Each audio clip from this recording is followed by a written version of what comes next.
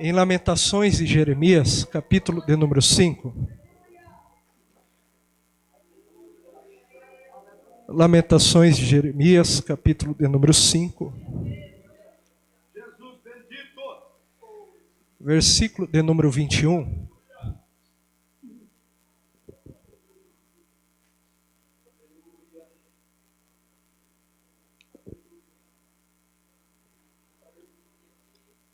Diz assim a palavra do Senhor: converte-nos, Senhor, a Ti, e nós nos converteremos.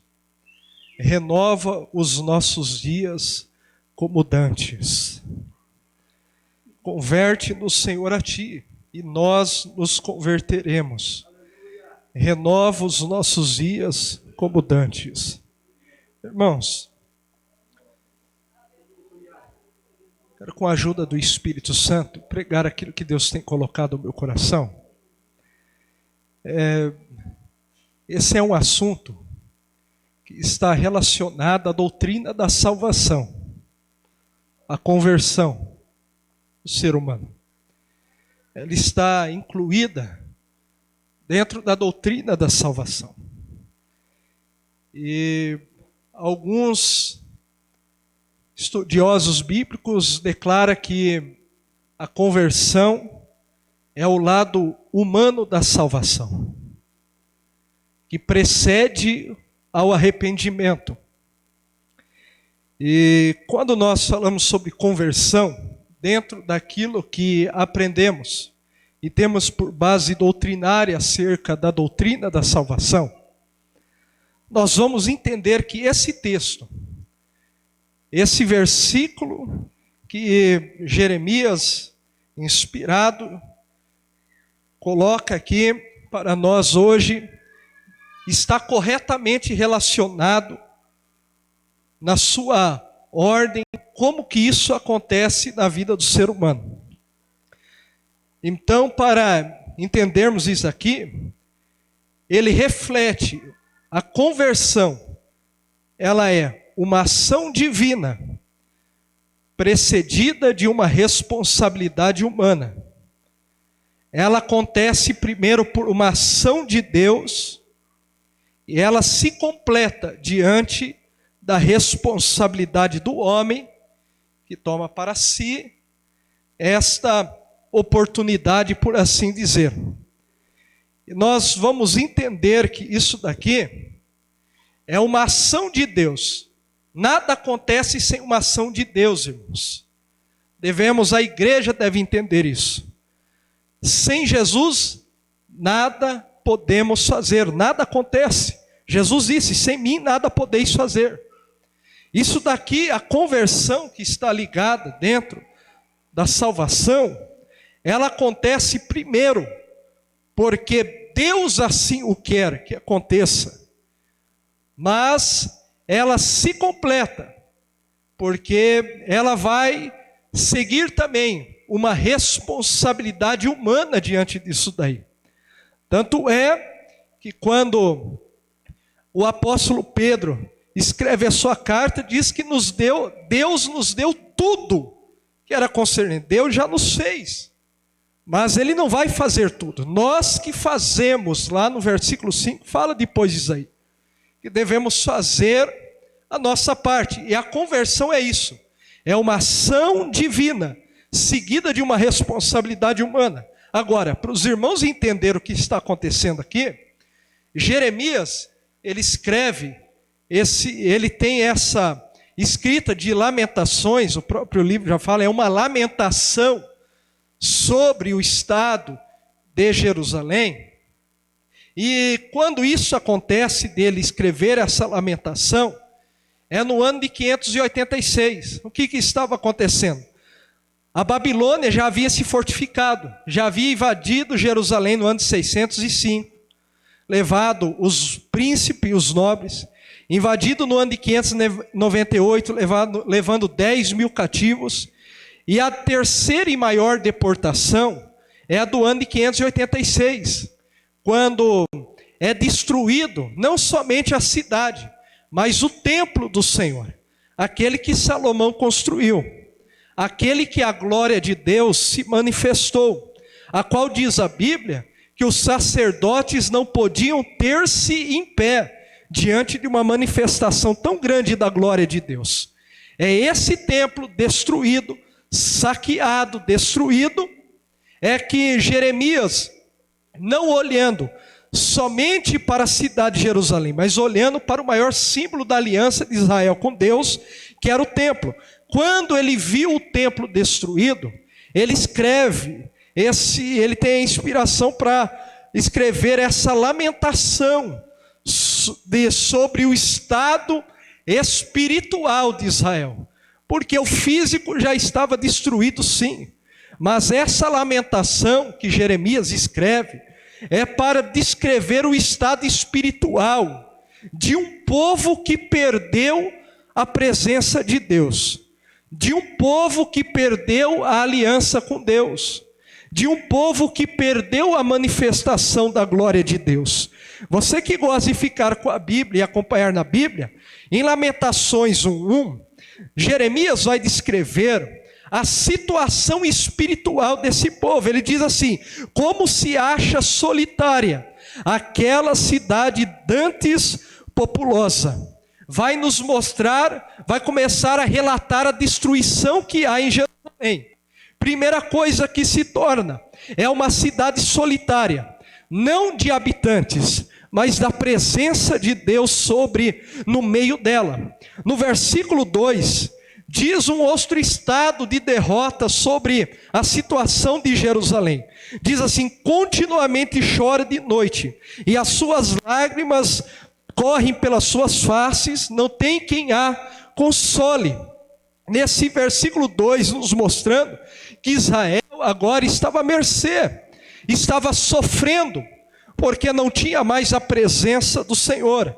No versículo 3, na parte B, diz que habita entre as nações e não acha descanso.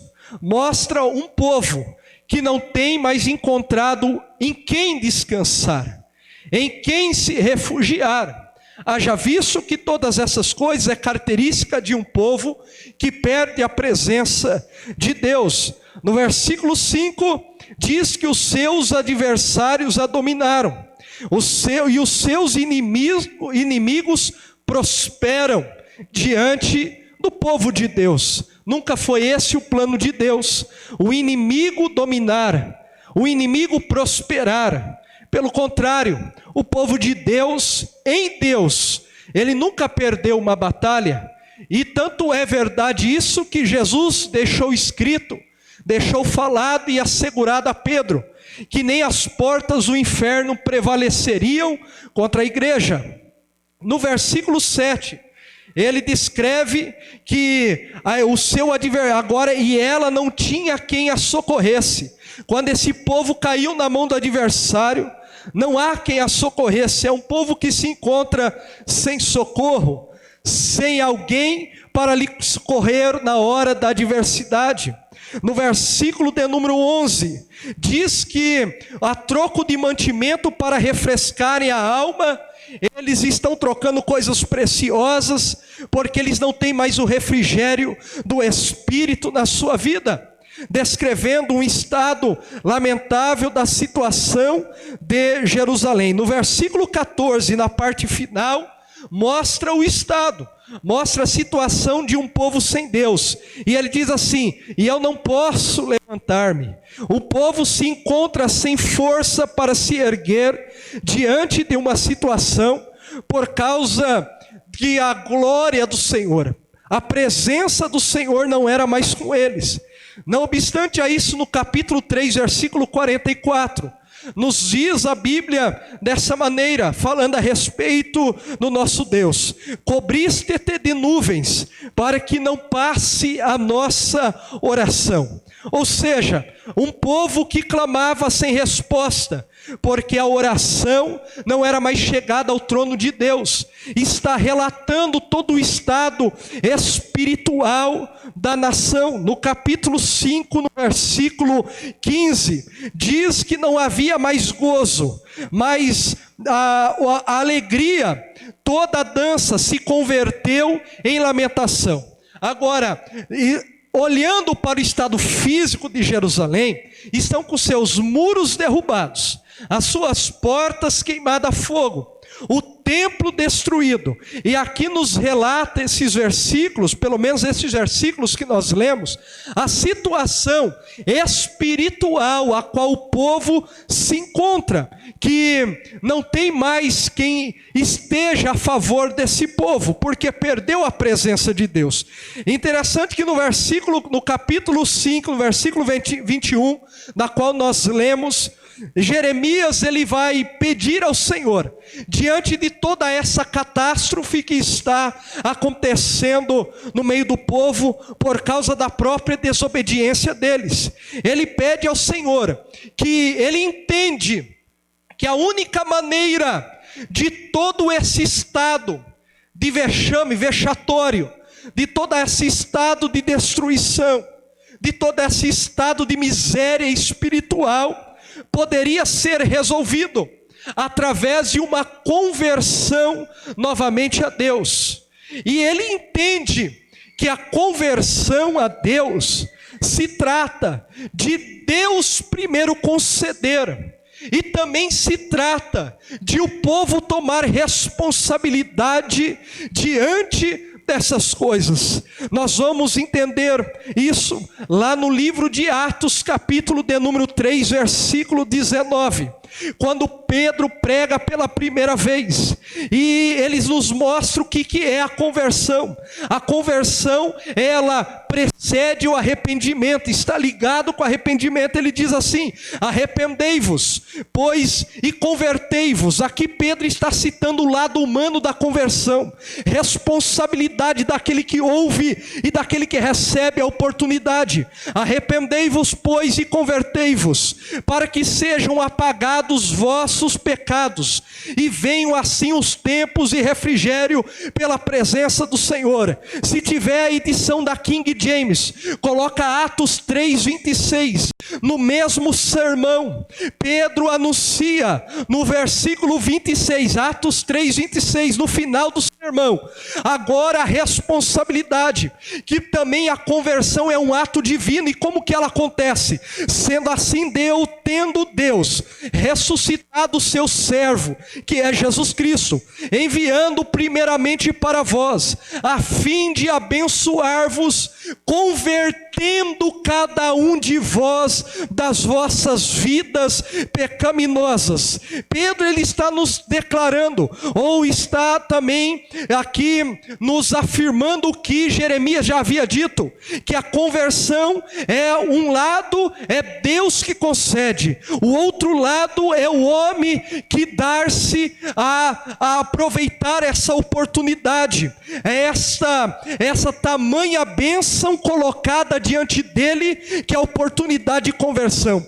Então, quando nos tratamos de conversão, trata-se de uma doutrina da salvação, que é um ato divino de Deus e um ato de uma responsabilidade humana. Há quem diga que a salvação é só um mérito divino, a obra sim, mas a responsabilidade de responder também está no homem diante de tamanha grande salvação.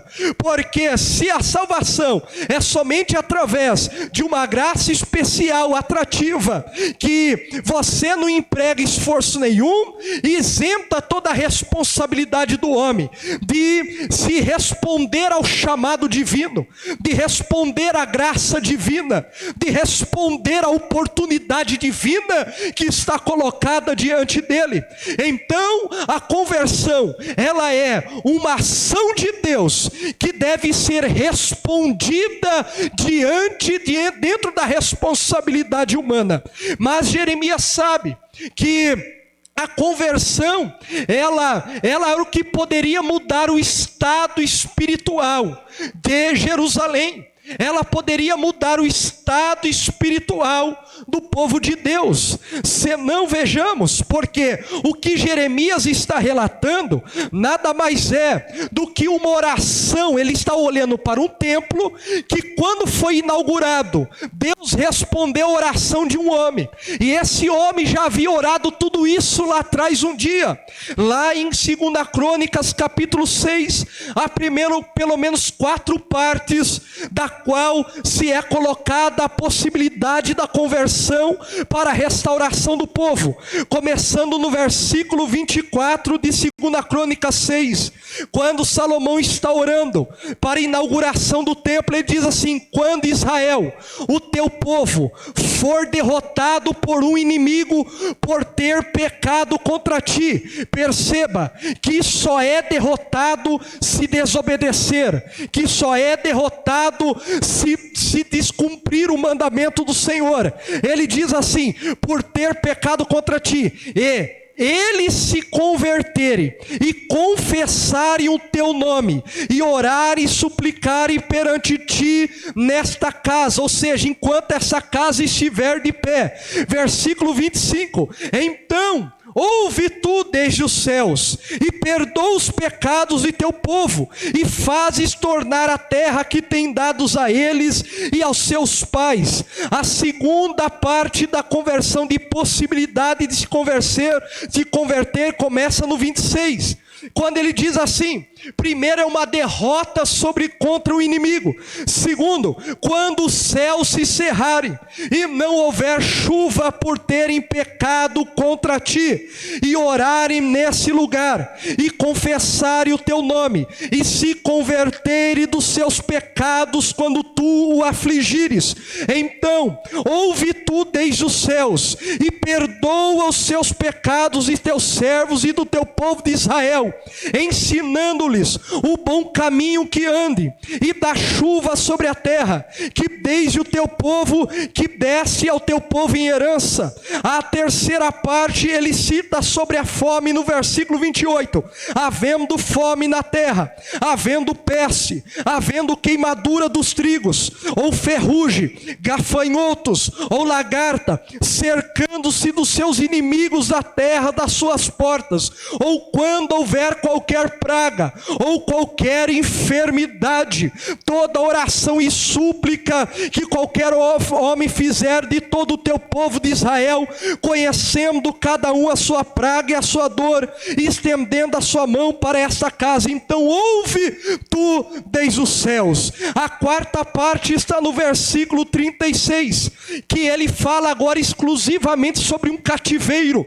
Quando pecarem contra ti, é tu indignares contra eles e os entregares diante do inimigo, para que os cativarem os levem em cativeiro para alguma terra remota ou vizinha, e na terra para onde forem levados em cativeiros, tornarem a si e se converterem, e na terra do seu cativeiro a ti suplicarem, dizendo: pecamos perversamente, fizemos impiamente, e se converterem a ti com todo o seu coração, com toda a sua alma, na terra do seu cativeiro, a que os levarem presos e orarem para a banda da sua terra, que desde a seus pais, e desse essa cidade que escolhesse, e desse casa que edifiquei ao teu nome. Ouve então desde os céus. Vamos encontrar que tudo o que está acontecendo lá em Lamentações e Jeremias já havia sido orado, e Salomão, por uma direção divina, assim creio, que já havia orado, direcionando uma possibilidade do povo se desviar, e ele coloca: Senhor, se o inimigo vencer eles, mas se eles converterem, muda isso. Senhor, se não houver chuva sobre a terra, mas se eles se se converterem, Senhor, torna da chuva. Senhor, se houver peste sobre a terra, mas se eles se converterem, torna ouvir esse povo e dar a sua bênção. E se mesmo que estejam cativos e eles se converterem lá na terra, orando em direção a essa terra, daí você vai entender por que Daniel orava com as janelas abertas para a banda de Jerusalém, procurando o favor divino sobre o seu povo. Então ele pede para que Deus livrasse o seu povo. No capítulo 6, Salomão ora. No capítulo 7 de 2 Crônicas, a partir do 13, Deus responde mediante a essa oração e coloca uma condicional da conversão. No versículo 13 ele faz um resumo do que Salomão pediu e diz assim: se eu cerrar os céus e não houver chuva, ou se ordenar aos gafanhotos que consumam a terra, ou se enviar a peste entre o meu povo, e se o meu povo, que se chama pelo meu nome, se humilhar, orar, buscar a minha face e se converter dos seus maus caminhos, então eu ouvirei dos céus, perdoarei os seus pecados e sararei a sua terra. Deus promete 3 coisas: se o meu povo se converter, uma condicional, eu vou ouvir a oração novamente, eu retiro a nuvem do impedimento para a oração chegar até diante de mim, eu retiro o opróbrio da terra e derramo da minha chuva, eu livro o meu povo de toda peste e pestilência que surgir sobre a terra. Mas se o meu povo se converter, sabe o que eu acho interessante aqui? Deus não responde sobre o lado divino da conversão, porque ele estava dizendo assim: se o meu povo se converter, sabe por quê? Ele estava dizendo: só depende do meu povo, porque tudo que depende da minha parte, eu já fiz para que se torne possível a conversão do meu povo. Eu sinto a graça de Deus nesse lugar. Deus está dizendo: o que depende de Deus já está feito, agora é a tua responsabilidade diante de um tamanho favor divino. É a graça de Deus, mas ela é condicional. Ela é condicional.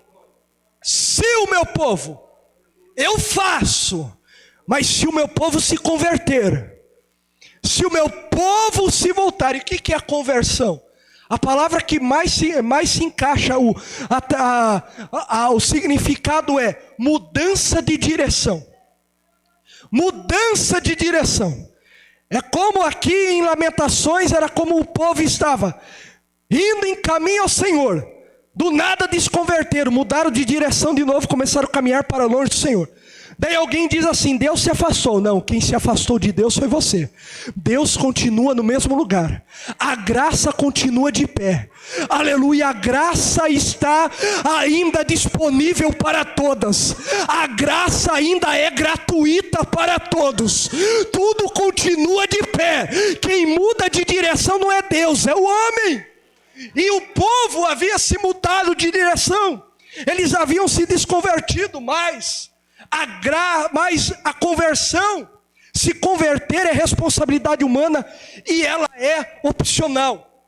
Do que depende de Deus já está feito. Agora, depende de você responder ao chamado divino. Depende de você responder a essa graça divina, essa oportunidade para você se voltar. Agora entenda que a conversão, ela é um lado divino e um lado humano. Do lado de Deus já está feito. Do lado humano, que é para acontecer. É como a Bíblia diz lá em Efésios: todas as bênçãos, Deus já nos abençoou, já está tudo feito. Somos nós agora que abrimos as nossas vidas para receber isso do Senhor. Essa é a parte da responsabilidade humana. Responder diante de uma possibilidade divina. E quando é que eu sei? Daí a pergunta é: quando é que eu sei que Deus está concedendo a oportunidade, a possibilidade da conversão?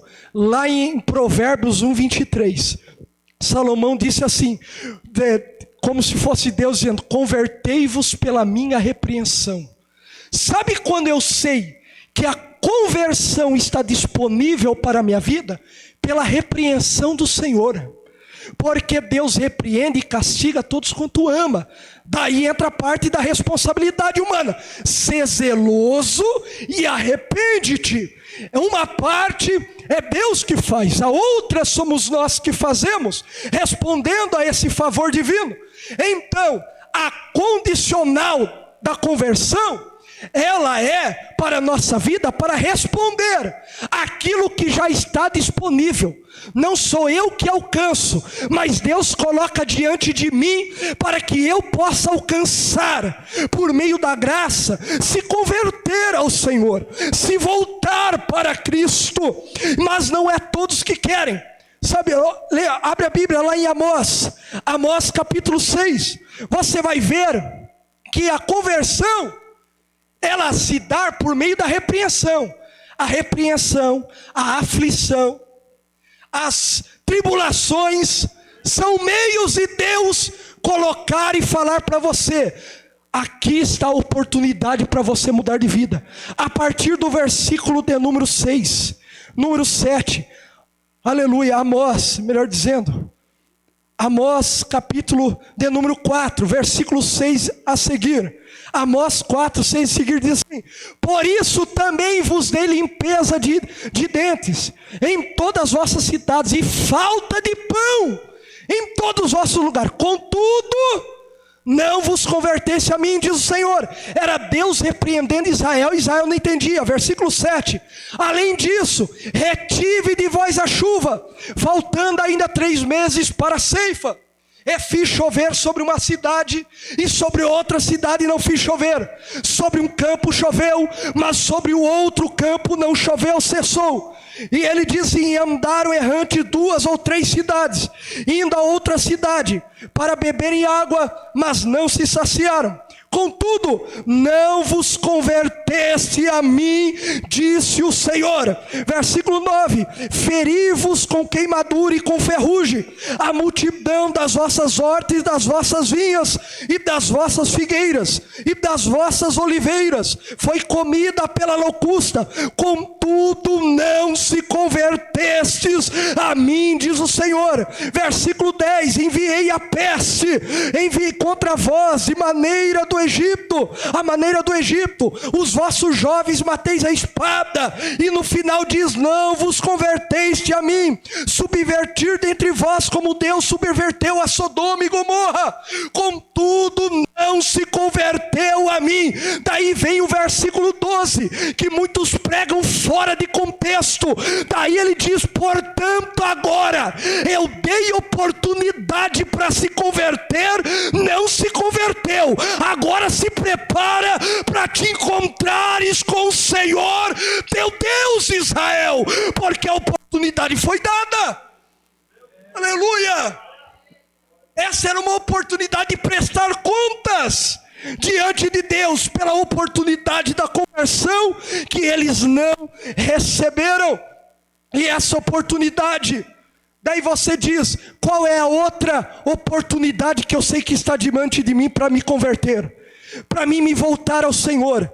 Porque converter é mudança de direção. Você está na direção errada. Então Deus concede, sabe o que é para o homem? Um caminho para ele, para que ele voltar, mudar de direção a sua vida novamente, se voltar a Deus. Disse um dia Tomé: não sabemos para onde vai, como saberemos o caminho? Daí Jesus vai mostrar a conversão. Eu sou o caminho.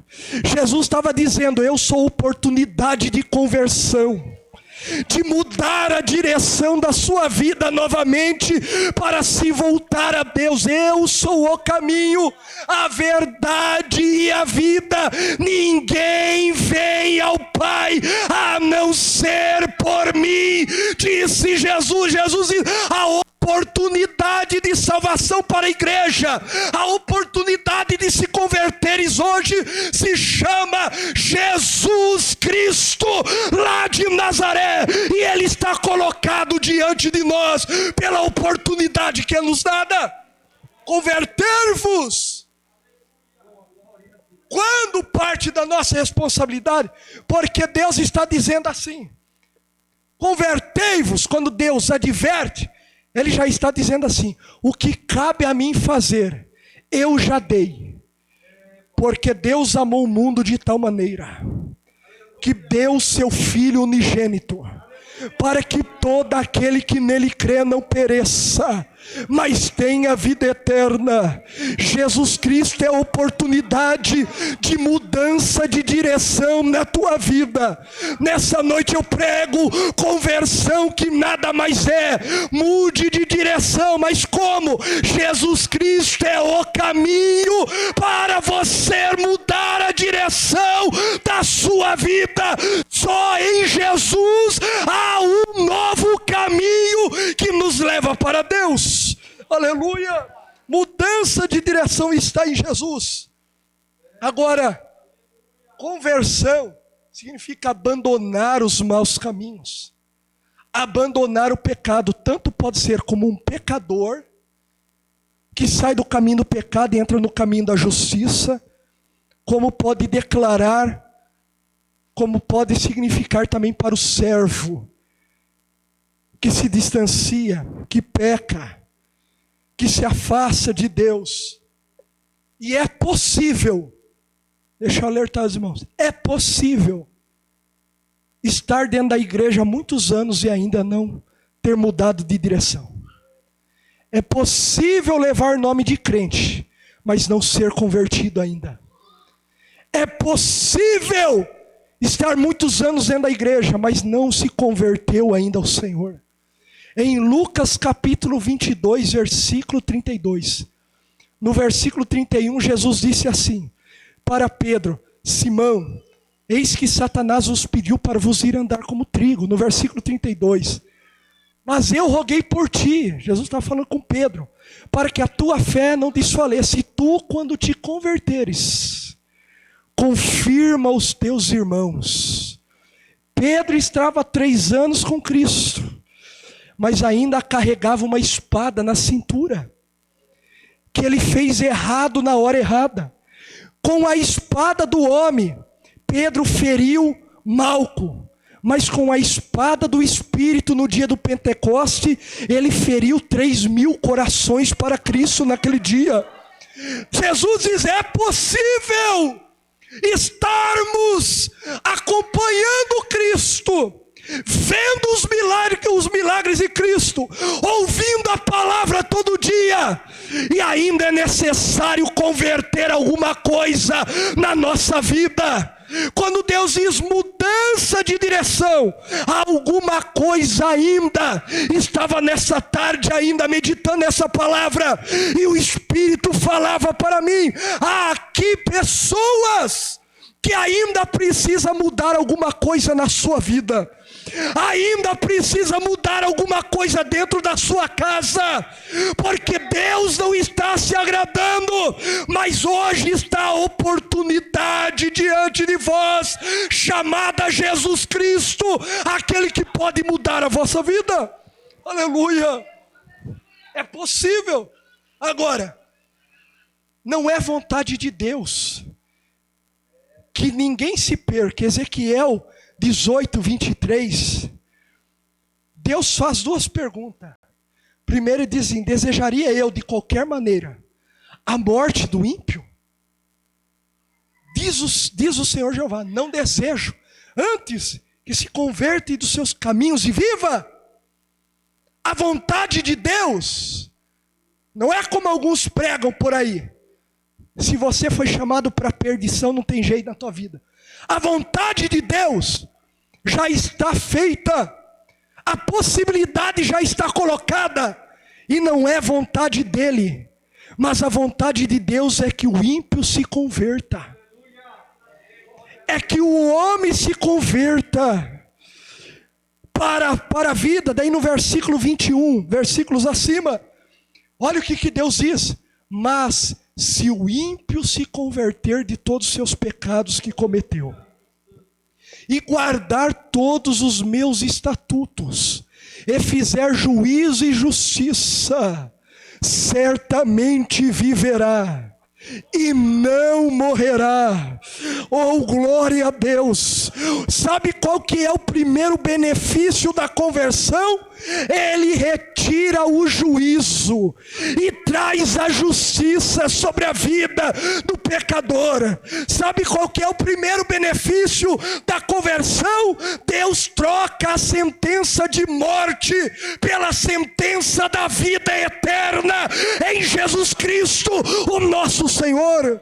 Aleluia! Provérbios 1:23, volta aqui. Quero falar sobre o segundo benefício da conversão. Aleluia, Provérbios 1:23. Convertei-vos pela minha repreensão. Logo após a conversão, olha o que ocorre: eis que abundantemente derramarei sobre vós o meu espírito, e vos farei saber as minhas palavras. Sabe por que é necessário você mudar a direção da sua vida? Aleluia, sabe por que é necessário se converter? Para que você receba do Espírito Santo de Deus. Não há derramamento do Espírito sem conversão. Não há derramamento do Espírito sem mudança de direção nas nossas vidas. Não há plenitude do Espírito se nós não nos arrependermos dos nossos maus caminhos. Ele é maio, tu iremanda calamaia, sei remandaio. Elemando e Mindaia, Sérbia. Por que você acha que hoje está tão difícil o batismo com o Espírito Santo e com fogo? Aleluia! Mas se o meu povo se converter, aleluia, terá derramamento do Espírito sobre a igreja novamente, sobre os servos, sobre as servas, sobre os filhos, sobre as filhas. Eles receberão desse Espírito Santo. Aleluia.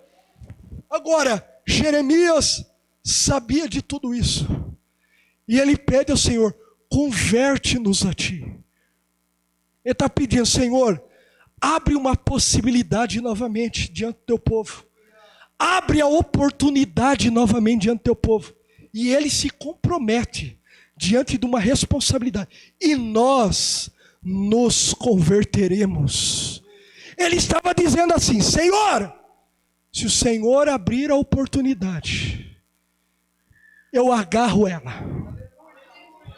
Senhor, já sofremos com os nossos pecados, já provamos da glória, e agora estamos vivendo em tempo seco, e é difícil.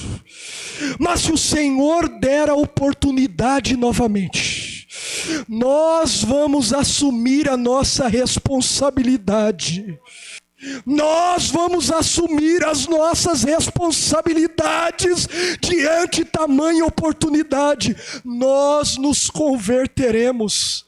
Aleluia. E quantos de nós falamos: Senhor, se o Senhor me der a oportunidade, eu faço. O Senhor abre e você vira as costas. O Senhor concede e você diz não. O Senhor abre e você abandona. Mas Jeremias estava dizendo: Senhor, se a oportunidade abrir agora, nós não perderemos essa oportunidade. Olha o que ele queria: renova os nossos dias como dantes. Sabe por que ele queria a conversão? Porque ele queria sentir o que sentia antes, ver o que via antes. O que Jeremias está pedindo com o templo destruído? Senhor, nos dá a oportunidade de cultuar a Deus novamente. Aleluia.